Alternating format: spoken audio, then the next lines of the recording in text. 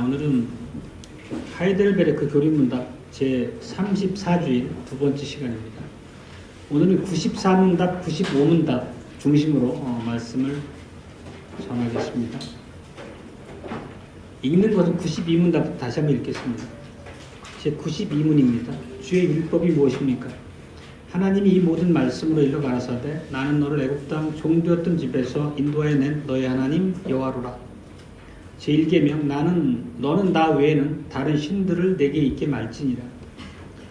너를 위하여 새긴 우상을 만들지 말고 또 위로 하늘에 있는 것이나 아래로 땅에 있는 것이나 땅 아래 물속에 있는 것에 아무 형상이든지 만들지 말며 그것들에게 절하지 말며 그것들을 섬기지 말라.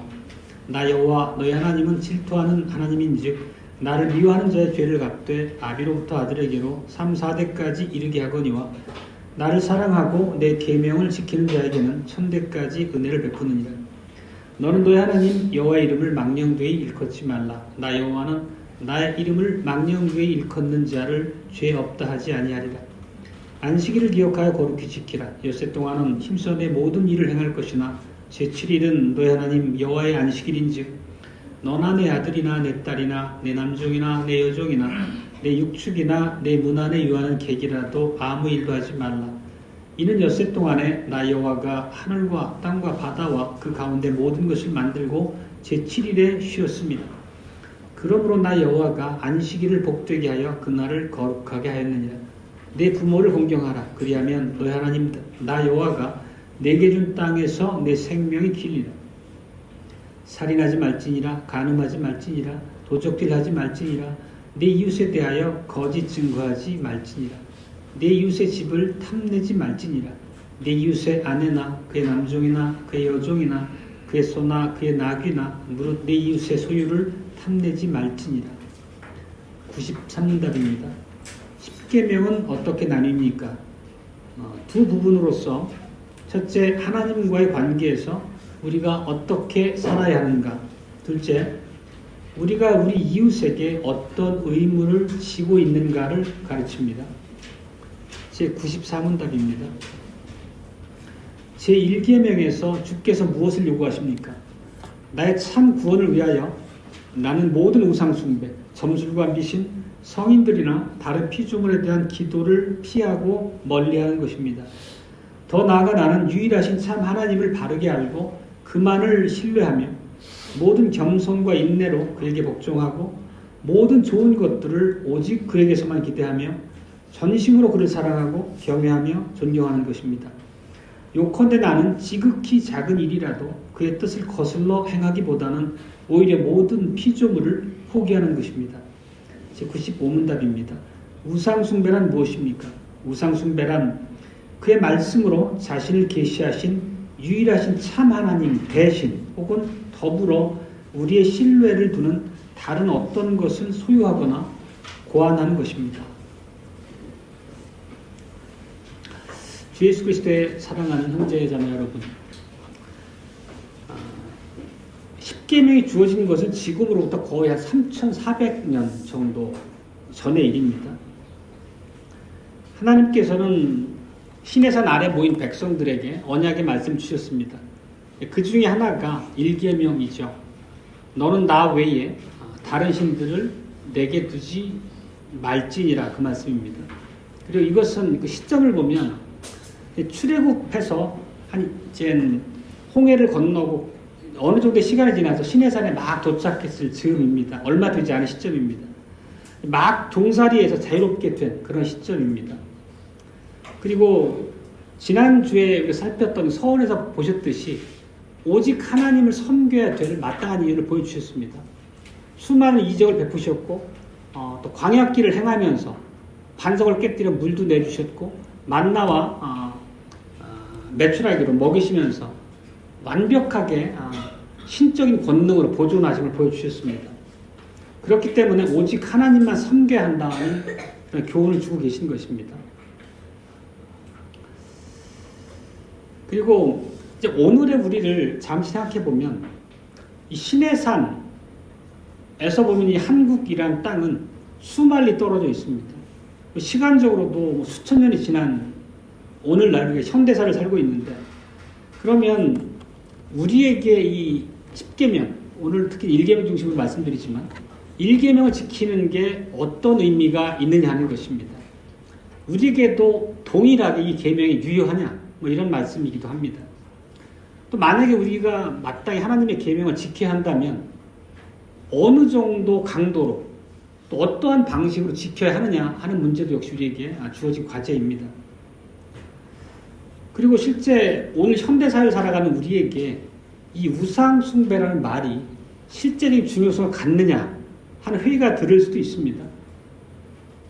뭐 마치 단군 신상이나 아니면 마을 어귀에 이렇게 장승 같은 걸 세워놓고 자기의 그 어떤 복을 빈다거나 아니면 캐톨릭처럼 성상을 세워놓고 마치 성상을 통해서 하나님께 나아가는 중보자 삼는 그런 방식으로 명백히 하나님의 명령을 거역하는 자들에게만 유효한 계명이냐 하는 것이죠.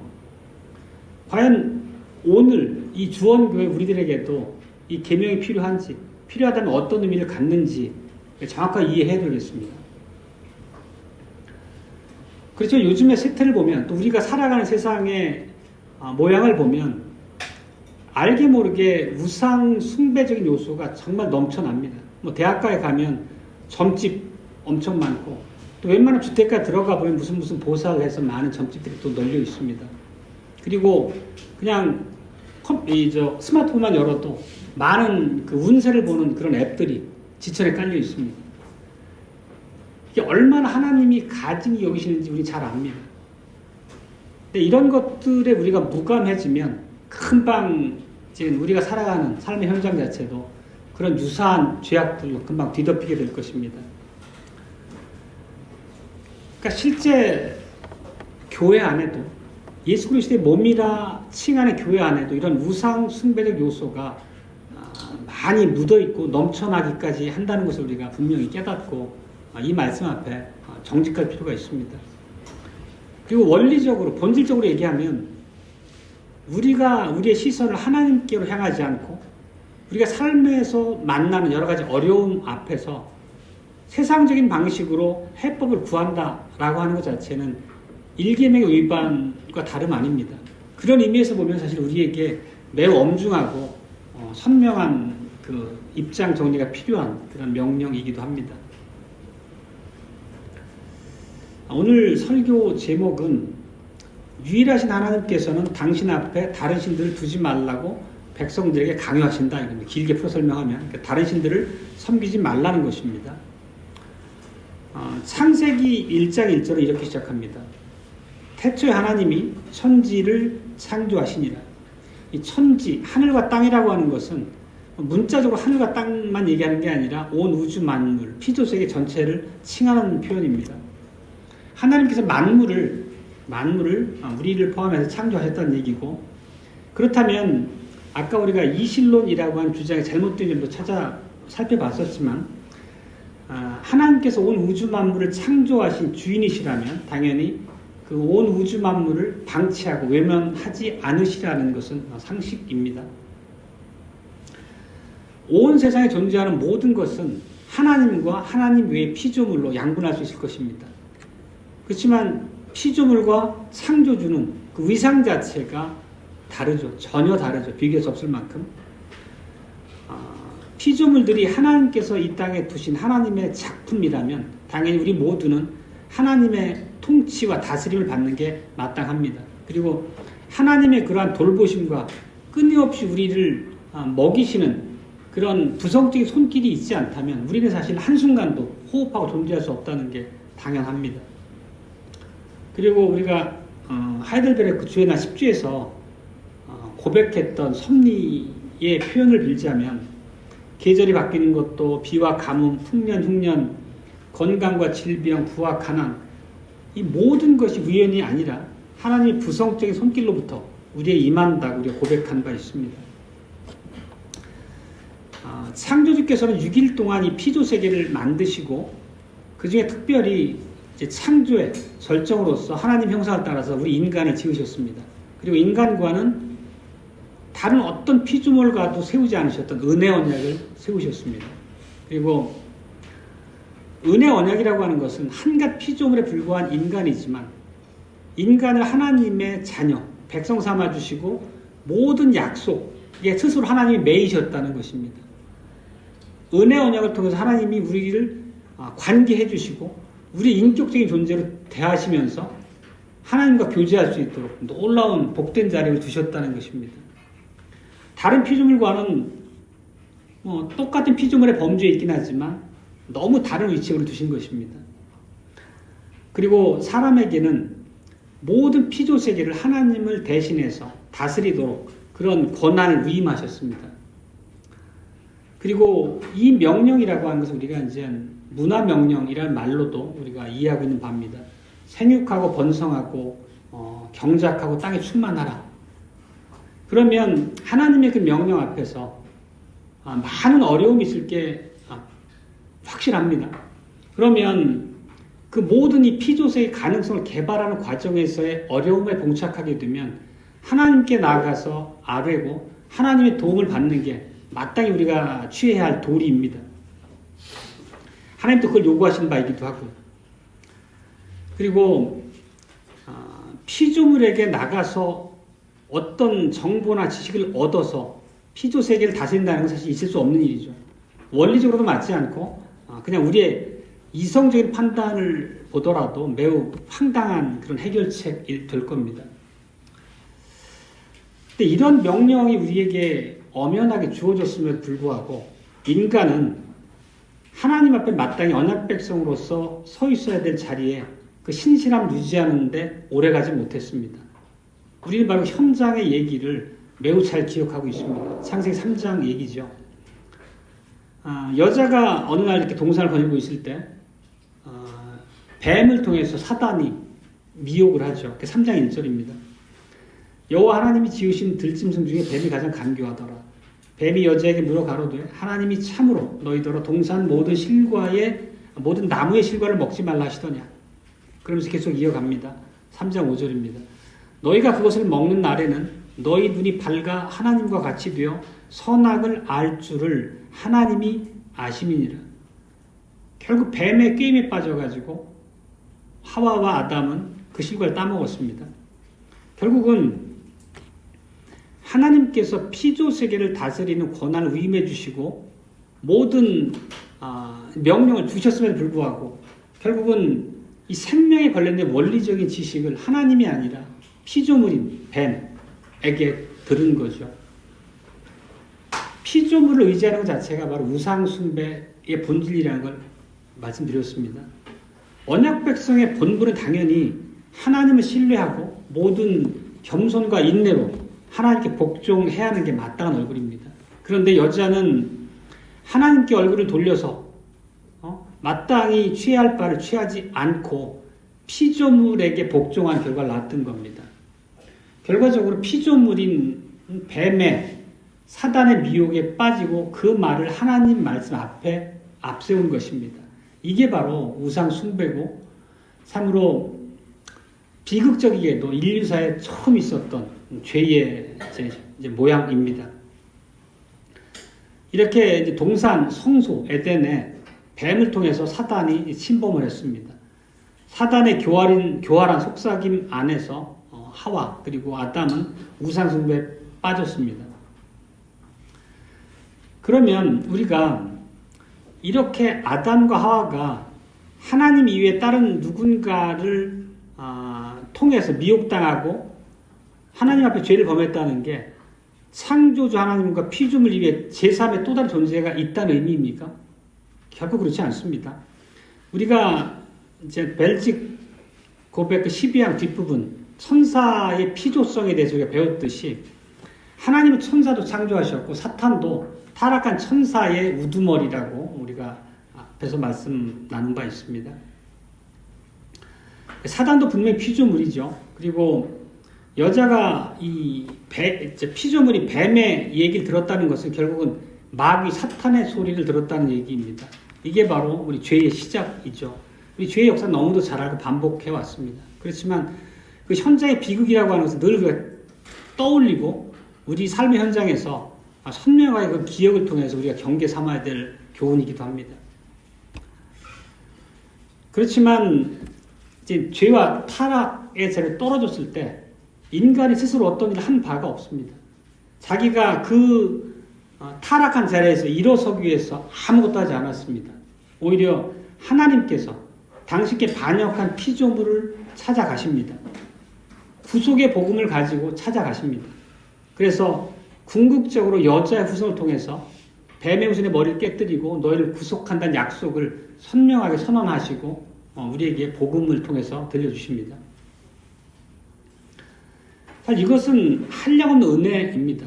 단지 피조물에 불과한데 하나님 앞에 정면으로 배역하고 하나님보다 피조물을 더 의지해서 하나님이 진노케 한 인간을 향한 하나님의 놀라운 사랑입니다. 그리고 이 약속은 정확하게 때가 참에 우리 구주 예수 그리스도를 통해서 우리에게 성취되었고 오늘날 그 모든 복음의 내용이 완벽하게 성경으로 기록되어서 우리 손에 들려져 있습니다. 참 이런 것들을 우리가 생각할 때마다 하나님의 은혜가 얼마나 놀라운지 찬양이 절로 나오기도 합니다. 우리 각자는 그러실 거예요. 나는 하나님만 섬긴다. 나는 하나님 이외에 다른 신들을 갖고 있지 않아. 참으로 마땅한 고백이고 합당한 고백입니다. 그런데 문제는 그냥 그 말 한마디로 가름할 만큼 단순하지 않다는 거죠. 정말 내가 하나님만 신뢰하느냐라는 문제는 매우 심오한 문제입니다. 실제 우리가 살아가는 삶의 과정에서 이 고백이 흔들릴 때가 비일비재하게 찾아오기 때문입니다. 우리가 살아가는 날 하루하루 보면 많은 어려움도 있고 고통스러운 시간도 있고 또 우리를 교묘하게 미혹하는 많은 그런 유혹의 조건들도 늘 우리 주변에 지천에 널려 있습니다. 그리고 또 조금 더 심오한 듯한 일을 이렇게 얘기할 수 있습니다. 나는 죄를 범했다. 내가 그러면 하나님과 이웃과 어떻게 내가 이걸 화해를 해야 될까? 뭐 이런 자문을 할 수도 있고 아니면 정말 아주 구체적으로 어떤 중병에 걸려서 목숨이 정말 이제 아주 위태로운 지경에 처했을 때 그 문제를 놓고 내가 이 질병에서 어떻게 벗어날까 씨름할 수도 있습니다. 아니면 그냥 일상 직장에서 많은 동료나 이웃들하고의 갈등 때문에 매우 힘든 시간을 보낼 수도 있습니다. 그럼 우리가 이렇게 크고 작은 수많은 고민들이 우리 인생에는 떠나는 적이 없는데 과연 이런 문제 앞에서 어디에서 답을 찾고 있느냐라고 하는 현실적인 문제를 우리 앞에 놓고 보면 이 문제가 이렇게 녹록한 간단한 문제가 아님을 알 수 있습니다. 정말 우리가 피조물을 전혀 의지하지 않고 바로 모든 문제에 봉착했을 때 그 문제의 근원을 들고 하나님 앞에 나가느냐 이 문제 앞에서 자기를 돌아봐야 되겠죠. 일계명이 말씀하는 바가 궁극적으로 이것입니다. 우리가 봉착하게 되는 삶의 많은 문제나 어려운 국면에서 정말로 피조물은 하나님 위에 나머지 모든 걸 통치하는 겁니다. 피조물을 의지하지 않고 전적으로 하나님께 아뢰고 그분께 매달리느냐의 문제라는 얘기죠. 실제적으로 보면 우리는 날마다 일기명을 범하며 살아가는 것을 아무도 부정할 수 없을 것입니다.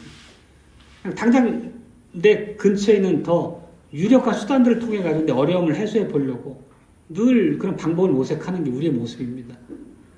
일기명의 의미를 몰라서가 아니라 그만큼 우리가 죄와 가까이 있고 우리가 하나님과의 관계에서 마땅히 요구되는 바에 대해서 그냥 느슨하다는 거죠. 두루뭉실하다는 얘기입니다.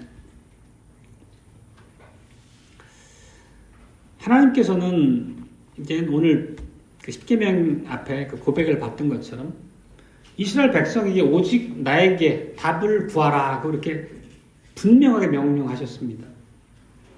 왜냐하면 애굽의 종살이에서 그들을 구속하신 하나님이시기 때문입니다. 그런데 오늘 우리가 앞에 이제 읽었던 성경 병행구절에서 보셨지만 해가 지남에 따라서 얼마 지나지 않아서 점점 더 이스라엘 백성들은 하나님보다 피조물을 더 신뢰하고 거듭거듭 우상숭배 죄에 빠집니다. 그래서 결국은 북이스라엘은 아수르에 망하고 남유다는 바벨론에 망하고 포로로 흘려가 버리죠. 그 이후에 교회 역사를 보더라도 늘 죄와의 전쟁에서 넘어지고 깨지고 패퇴해서 하나님의 진노를 사는 일이 계속됩니다. 오늘 우리가 읽었던 이사야 44장은 우상숭배의 어리석음에 대해서 매우 선명하게 예를 들어서 비유적으로 보여줍니다. 44장의 앞부분은 이제 1절부터 8절, 그 앞부분은 하나님의 위대하심에 대해서 기술하고 있고, 후반부는 이제 우상숭배에 대한 여러 가지 경계, 예의 말씀들을 우리에게 보여줍니다. 먼저 앞부분 6절을 보면, 이스라엘의 왕인 여호와, 이스라엘의 구속자인 만군의 여호와가 말하노라. 나는 처음이요 나는 마지막이라. 나 외에는 다른 신이 없느니라. 나는 처음이고 마지막이다 말씀하십니다. 나는 알파요 오메가다 말씀하십니다. 처음이란 얘기는 하나님이 만물을 지으신 창조주다라는 말씀의 다름 아닙니다. 또 마지막이라는 것은 만물이 존재하는 목적이 하나님의 영광이다라는 얘기를 하고 있는 것입니다. 그리고 이렇게 앞부분에 하나님의 영광, 위대하심을 선포한 이후에 9절 이후에 보면은 우상숭배가 무엇인지를 쭉 열거하고 있습니다. 우리가 아까 읽은 본문입니다. 그리고 창조주께서는 이사야 선지자를 통해서 우리에게 피조물을 섬기는 게 얼마나 어리석은지를 조목조목 보여줍니다. 실제 우리가 그 과정을 읽고 있으면 실조를 터뜨릴 만큼 어리석은 우상숭배의 모습을 보여줍니다. 근데 본질은 차치하고 외형상 우리가 두드러지는 그런 예를 통해서 나는 이런 모습과 거리가 뭘 할 수 있는 게 아니라는 뜻입니다.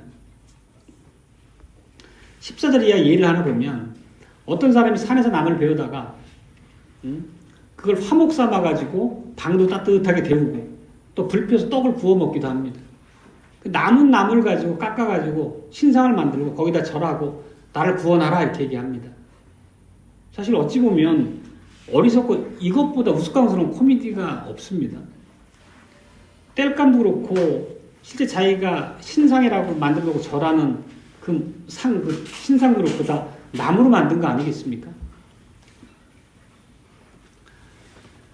그러면 그 사람이 우리가 보기에도 정말 어처구니없을 정도의 어리석은 짓을 하고 있는데 그 사람이 왜 그 어리석은 일에 담긴 그 무지를 깨닫지 못합니까? 그걸 보면 18절에서 이런 얘기를 합니다. 그들이 알지도 못하고 깨닫지도 못한다. 왜냐하면 그 눈이 가리워서 보지 못하고 마음이 어두워서 깨닫지 못하기 때문이다라고 얘기합니다. 이 얘기는 뭐냐면 그냥 죄 가운데 주저앉아 있고 이대로 좋습니다라고 하는 그런 완고함에 대해서 하나님이 저주하신다는 의미입니다. 그냥 죄악된 백성들이 스스로 분별력을 잃어버렸기 때문에 눈이 가려졌기 때문에 그냥 계속 창조주는 등 뒤로 밀어놓고 피조물을 섬기는데 그냥 주저앉아 있는 것입니다. 사실 두려운 일이기도 합니다. 하나님께서 이렇게 완고하게 죄의 길을 고집하면 어느 누구에게나 동일한 저주로 치실 수 있다는 뜻이죠. 그러니까 우리가 항상 진리의 말씀이 선명하게 선포되는 자리에 우리를 모아주시고 듣게 하시는 것은 이 놀라운 은혜라는 생각이 듭니다. 우리의 부패한 본성상 만약에 하나님의 진리의 말씀 등 뒤로 하고 예배를 드리지 않고 그냥 혼자 신앙생활을 영위하면서 세상 가운데서 씨름한다고 하면 아마 백전백패 이길 사람이 아무도 없을 겁니다. 그만큼 하나님이 교회를 통해서 우리에게 주신 은혜가 놀랍고 크다는 뜻입니다. 그러면 그러니까 앞서 얘기한 걸 정리해 보면 하나님의 백성들이 창조주 외에 다른 신들을 두어서 안 되는 이유는 매우 명확하고 단순합니다. 매우 단순합니다. 우리의 도움이 어디서 오느냐에 대해서 너의 입장이 무엇이냐고 묻고 있는 것입니다. 우리 시편에서 고백한 것처럼 모든 도움은 천지를 지으신 하나님께 온다라고 우리가 고백한 바 있습니다. 이 동서고금을 통해서 모든 하나님의 백성들에게 이것은 진리입니다. 그리고 창조주 하나님은 또 우리에게 구속주 하나님이 되시기도 합니다. 두 번째로 우리가 이제 살펴볼 주제는 백성들이 하나님 앞에 다른 신들을 두게 되는 방식에 관해서입니다. 우리가 이사야서 44장에 나왔던 그런 그 나무를 베어다가 신상을 만들고 절하는 그 사람처럼 그런 방식의 잘못을 범하지 않는다면 우리 첫째 계명을 범하지 않는 것일까요? 분명히 그렇지 않다는 것을 말씀드렸습니다. 그리고 앞에 선언적으로 말씀드렸던 것은 모든 세계에 존재하는 만유는 하나님과 하나님 외의 피조물로 양분된다고 말씀드렸습니다. 그리고 우상숭배의 본질은 피조물을 의지하는 것, 피조물에게 도움을 구하는 것이라고 말씀드렸습니다. 그러니까 이사야 44장의 그 통나무 형상에 절하는 사람의 단순하고 무지함에 대해서 우리가 비웃음을 살 수밖에 없겠지만, 우리가 과연 그러면 우상숭배를 하고 있지 않는가라는 문제 앞에서 조금 더 정직하게 세밀하게 살펴볼 필요가 있습니다. 우리가 생활상 만나는 어려움 앞에서 정말 그 문제의 본질이 하나님이 내 앞에 두신 문제고, 그 모든 문제의 근원은 우연이 아니라 하나님께로부터 비롯됐다라고 하는 그 기본 고백에 충실하다면 우리가 하나님께 나가야 되겠죠. 그렇지 않고 다른 수단을 우선 하나님 앞에 둔다면 그것은 우상숭배, 본질적으로 그렇다는 뜻입니다.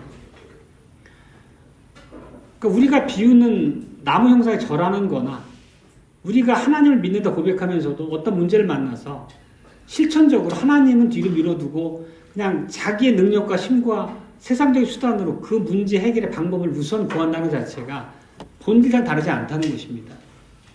우리가 비웃을 일이 아니라는 것입니다. 그렇게 보면 이런 문제는 우리 앞에 늘 있습니다. 교회 성도인 우리들에게도 이 문제가 결코 자유로운 문제가 아닙니다. 좀 거창하게 얘기하면 우리가 모든 일에 있어서 과학, 기술, 세상적인 많은 그 문명 앞에 우리가 얼마나 그런 것들을 의존하고 살아갑니까? 우리가 조금 이제 실질적인 예를 하나 몇 개 들어보자면, 이런 경우도 우상숭배 다름 아닙니다. 나는 죄인이고 하나님 앞에 감히 설 수도 없는 존재야. 그렇기 때문에 하나님 앞에 내가 설 수 있도록 나를 도와줄 성인의 공로를 내가 의지해서 그분께 나가야 돼. 뭐 이런 입장을 취하는 것 역시 우상숭배 다름 아니죠. 로마 캐톨릭의 칠성례를 보면 이런 수많은 우상숭배적 요소들이 가득한 걸 우리가 알 수 있습니다. 그리고 또 누군가는 하나님은 거룩하신 분이야. 그러면 최소한 내가 어느 정도의 자격을 갖출 수 있도록 선행을 해서 공로를 쌓고 나가야 될 거야. 이렇게 생각하는 게 역시 자기 공로를 의지하는 거죠. 그러니까 알미니안들의 이해가 그렇잖아요. 이거 역시도 우상숭배의 다름 아니라는 뜻입니다. 이렇게 볼 때 우상숭배라고 하는 게 얼마나 우리가 살아가는 세상에 편만해 있고 우리 삶에 곳곳에 스며들어 있는지 우리가 가볍게 생각하는 문제가 아닙니다. 그냥 통칭해서 얘기하면 자기 문제를 자기 스스로 해결하거나 옆에 있는 다른 성도나 그 일을 전문적으로 처리해 줄 만한 누구를 전적으로 의지한다는 것, 하나님 앞에 두어서 그런 게 본질적으로 다 동일하다는 얘기를 하는 거죠. 하나님의 뜻은 분명히 우리가 하나님을 찾는 것입니다. 그리고 예수 그리스도의 구속사역을 의지해서 그것의 근간에서 하나님의 뜻을 깨닫고 하나님이 말씀하신 방식으로 가라는 것이죠. 철저하게 하나님의 섭리, 오늘 우리가 13장 공부했지만 벨직 13장 공부했습니다. 그 철저하게 하나님의 섭리와 보존 손길을 의지하라는 것입니다. 그러니까 몇 가지 그냥 좀 실천적인 문제들을 한번 쭉 살펴보면, 요즘 우리가 살아가는 이 지구에는 수많은 문제들이 널려 있습니다. 인류 공동의 문제죠. 이상기후의 문제도 있고, 환경오염, 지구온난화. 이런 문제를 어떻게 풀 건가 관련해서도 우리들은 알게 모르게 전적으로 이 일의 연원을 따지고 하나님의 섭리적인 손길을 바라보기보다는 그냥 세상적인 과학이나 인류의 수많은 전문가들의 노력을 통한 방책으로 해결될 거다라고 하는 생각에 흘러가 버리기도 합니다. 그리고 이런 건 본질적으로 피조물이 인간의 두뇌나 인간의 능력, 과학 기술을 의지하는 우상 숭배적 요소의 다름이 아니라는 얘기를 드리고자 합니다. 또 그리고 우리가 이제 좀 심오한 표현일 수도 있겠는데, 이런 말씀에 대해서 성경에서는 어떻게 가르치냐면 이상기 중에 막 이렇게 엄청나게 비가 오고 뭐 가뭄이 오래 오기도 하고 이런 것들 우리가 알게 모르게 자연현상으로만 치부하고 그런 자연현상에 대한 해법으로 또 수많은 과학기술들의 동향들 살피면서 이런 우리가 안고 있는 수많은 그런 기후로 인한 어려움의 문제가 조만간 해결되겠네 라는 기대감을 갖기도 합니다. 근데 실제 성경 안에 보면 그런 가뭄 아니면 큰 홍수 이런 것들은 하나님이 그 언약적 진노를 바라시는 방식으로 성경 안에 쓰여진 바가 많이 기록되어 있습니다. 그러니까 뭐 똑같은 얘기 반복이니까 이제 그만 정리하고 결국은 우리가 만나는 수많은 문제들, 위기 상황들에서 답을 얻는 것은 과학자가 됐든 이미 개발된 기술이나 인류의 문명이 됐든 그런 것들을 우선해서 그것들을 근간으로 답을 구하고 방법, 해법을 찾는 게 아니라 하나님께 가야 된다. 그리고 이 모든 우리 인류가 안고 있는 문제의 근원은 죄와 타락이라는 것은 성경이 초질과 가르치고 있는 바입니다. 그러면 이 문제의 근원을 우리가 구하려면 하나님께 가라는 얘기를 드리는 것입니다. 이 얘기가 과학을 무시해라, 기술을 무시해라, 내 주변의 많은 인간관계 안에서의 돈독함을 뒤로 해라 이런 얘기를 하는 건 결코 아닙니다. 아시겠지만. 그러니까 우리가 하나님 앞에 문제의 근원을 아뢰고 하나님의 자비를 구할 때 하나님께서는 그 마땅한 과학자도 쓰시고 기술자도 쓰시고 필요한 모든 우리 안에 있는 요소를 쓰셔가지고 우리에게 복을 응답하실 거라는 거죠. 이 문제를 바라보는 우리의 근본적인 시각이 어디에 있느냐를 묻고 있는 겁니다. 실제 우리의 이제 좀 단순한 우리의 그 개인적인 삶의 문제 앞에서도 거창하게 인류 공동의 문제 이런 걸 따지지 않고 우리 소소한 삶의 일상을 보더라도 똑같은 질문을 드릴 수 있을 것입니다. 건강의 문제도 있고 결혼 생활의 어려움, 자녀, 청소년 문제 이런 수많은 사회적인 문제가 우리 앞에 봉착해 있습니다. 사회적인 문제이기도 하고 각 가정의 문제이기도 하죠. 그러면서 사회적인 문제가 막 빚어지게 되면 이거는 정치가들이 아니면 사회의 지도층들이 아니면 의사나 정신 상담하는 전문가들을 통해서 해결할 일이야 하고 어찌 보면 그냥 우리 머릿속에 있는 인간적인 해법들을 앞세우는 게 우리 일상사입니다. 그리고 그런 것들을 기대하고 의존하고 살아갑니다. 그리고 경제적인 문제, 사회적인 문제, 교육상의 모든 문제 역시도 그냥 세상에 있는 각계각층의 전문가들이 주는 해법에 우리가 매달려 살아가죠. 그리고는 세상적인 가치관에 경도됩니다. 돈을 많이 벌면 모든 게 해결될 거야. 그리고 내가 더 많은 고등교육을 받고 더 좋은 집에 살면 모든 내 마음의 불편함이 사라지고 모든 게 형통할 거야. 모든 문제는 자동적으로 해결돼. 돈이면 돼. 이런 생각들을 자꾸 젖어 들어갑니다. 이게 세상적인 생각이죠.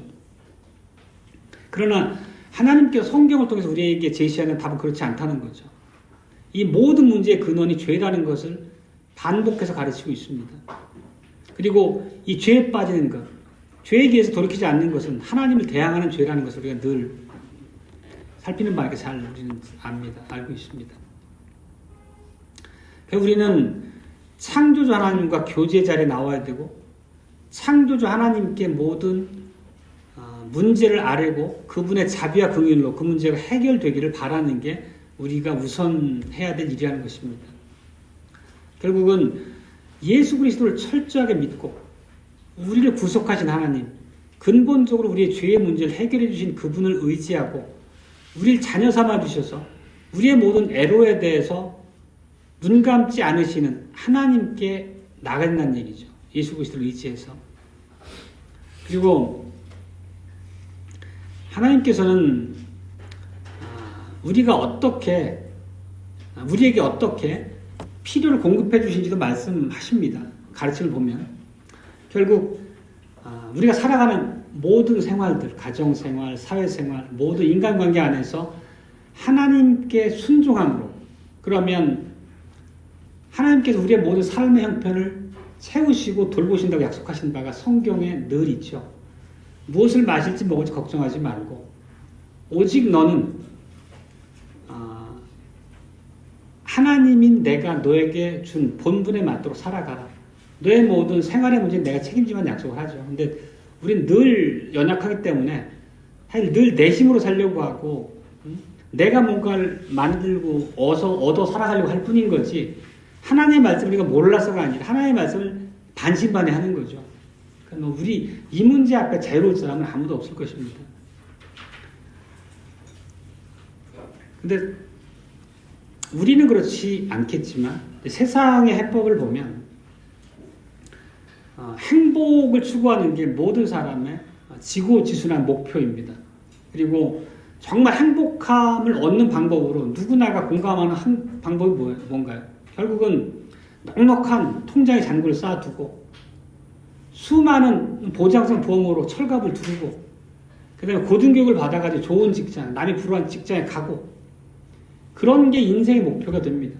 그런 수단들을 내가 확보하면 내 인생은 정말 반석에 설 것이다.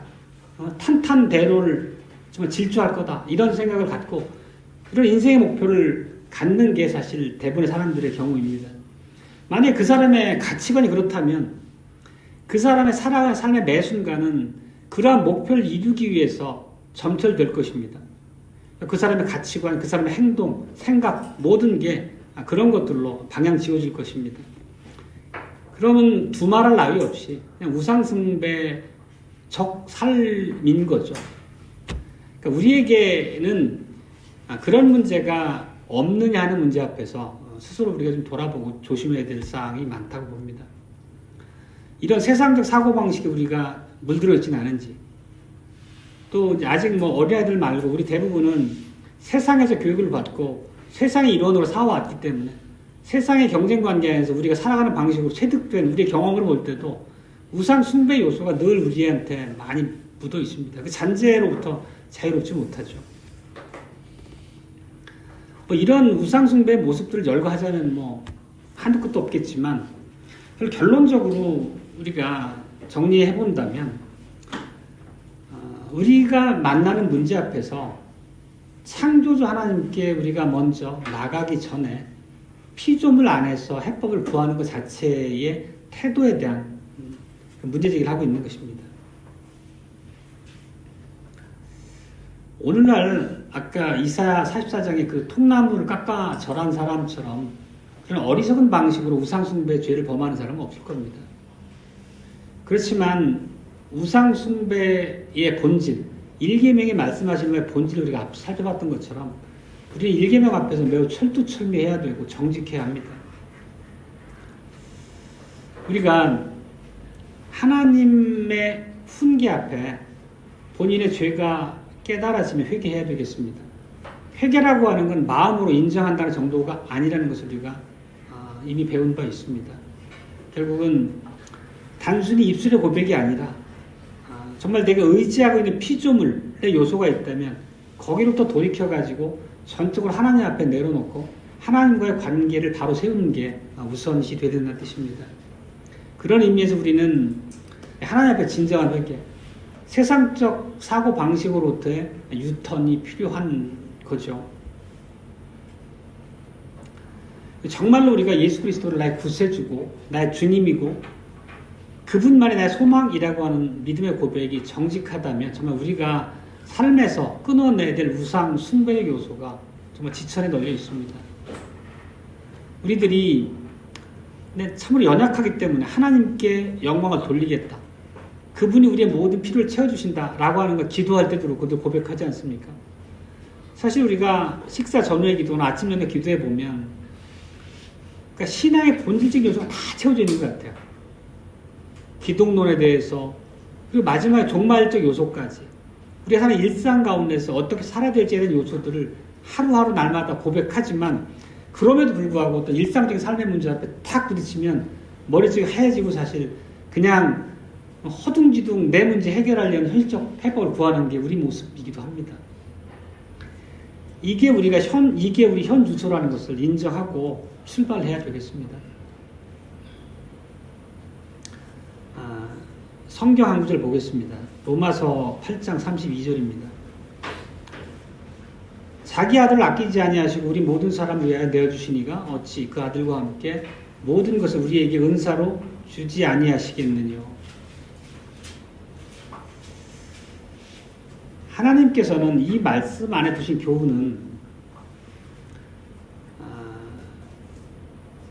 아들을 주신 하나님께서 모든 은사, 선물로 우리에게 주지 않으시겠느냐는 약속입니다. 결국은 우리가 어떤 삶의 처지나 형편에 봉착하더라도 우리가 창조주이시고 구속주이신 하나님을 의지하게 되면 그 무한하신 지혜 하나님께서 우리의 모든 문제를 해결하고 필요를 채워주시리라는 약속의 말씀을 담고 있는 바울의 서신입니다. 우리가 정말 매 순간마다 모든 문제 국면에 닥칠 때마다 하나님의 구원을 우리가 구하기도 합니다. 그리고 우리가 어떻게 구원받느냐 하는 문제는 하나님께서 정말 철두철미하게 나의 유일한 완전한 의지처가 되신다는 그 자리에 우리가 철두철미할 때일 것입니다. 하나님께서는 우리의 모든 필요를 하나님의 방식으로 채워주신다고 약속하셨습니다. 그 얘기는 우리가 하나님의 방식으로 구해야 된다는 것을 전제합니다. 그래서 우리가 너무 잘 암송하는 구절이 있죠. 너희는 먼저 그의 나라와 그의 일을 구하라. 그리하면 이 모든 것을 너에게 더하시리라. 우리가 이 말씀을 암송하지 못해서가 아니라 실제 우리가 선명한 믿음의 자리에 서 있어야 될 때 그렇지 못했기 때문에 오히려 우리가 스스로 문제를 키우고 스스로 자꾸 함정에 빠져들어가는 그런 우를 범하게 되는 거죠. 그러면 우리가 우상숭배에 빠지지 않기 위해서 무엇을 해야 합니까? 하나님의 뜻을 아는 게 제일 급선무겠죠. 우리가 하나님의 뜻을 알지 못하고서는 우리가 지난 시간에도 율법의 엄중함, 하나님을 사랑하는 방법이 하나님의 언약의 법을 지키는 것 얘기했을 때 그럼 하나님을 사랑하기 위해서는 우리 하나님의 율법을 알기 위해서 하나님의 계신 말씀을 잘 알아야 되겠다는 얘기를 살핀 바 있습니다. 동일한 얘기죠. 그 기본 원리는 가지 않겠습니다. 우리가 만약 하나님의 말씀을 등한히 한다면 하나님의 말씀에 대한 이해가 부족하다면 우리의 부패한 본성은 우리를 바로 등 떠밀어 가지고 우상숭배, 부패의 자리로 떠밀어낼 것입니다. 우리가 뉴스를 꼼꼼히 챙겨볼 시간에 아니면 TV 아니면 유튜브 아니면 운동하는 거 만약 그런 거 자체가 무익하다는 말씀 드리는 건 아닙니다. 다만 그런 요소들이 내가 마땅히 하나님의 말씀을 살피고 배우고 연구해야 될 시간을 빼앗아가고 있다면, 갉아먹고 있다면 그거는 심각한 문제입니다. 그러니까 우리 삶에서 어떤 거를 우선순위에 두느냐 문제는 우리가 항상 우리도 잠시만 한눈을 팔면 금방 우리는 나태해지고 게으름의 자리에 떨어진다는 것을 우리가 경험적으로 너무 잘 압니다. 그런 면에서 우리가 어떻게 선명하게 믿음의 자리에 서 있어야 될지가 우리에게 주어진 숙제입니다. 어떤 상황에 처하더라도 우리의 모든 것, 우리의 시선을 항상 하나님께 두어야 합니다. 위의 것을 구해야 되는 거죠. 자신 앞에 놓여진 문제를 다른 방식으로 풀려고 하는 게 우상숭배라는 것을 다시 한번 정리합니다. 이것이 일계명에서 말하는 교훈이고 일계명을 우리가 깊이 있게 생각하고 묵상할수록 우리가 얼마나 일계명 앞에 느슨한 자세로 사는지 참으로 하나님 앞에 송구한 마음이 들지 않을 수가 없을 것 같습니다. 이 말씀은 앞서 말씀드린 것처럼 한 3,400여 년 전 시내산에서 모세를 통해 하나님의 백성에 주셨던 말씀입니다. 그리고 그날부터 뿐만 아니라 아담을 짓고 아담과 언약을 맺어주셨던 그 순간부터 동일한 명령이 사람에게 주어졌던 것입니다. 창조의 날 이후 하나님과의 우리의 관계는 변함이 없습니다. 하나님은 창조주시고 우리는 피조물입니다. 우리가 예수 그리스도를 믿는 안에 주신 하나님의 언약적 약속들이 다 진리입니다. 마찬가지로 하나님께서 언약의 법으로 우리 앞에 두셨던 모든 명령 역시도 우리가 진리로 고백해야 됩니다. 성경 한 구절 읽고 마치겠습니다. 요한 1서 오늘 읽었던 본문입니다. 자녀들아 너희 자신을 지켜 우상에서 멀리하라 는 것입니다. 아멘.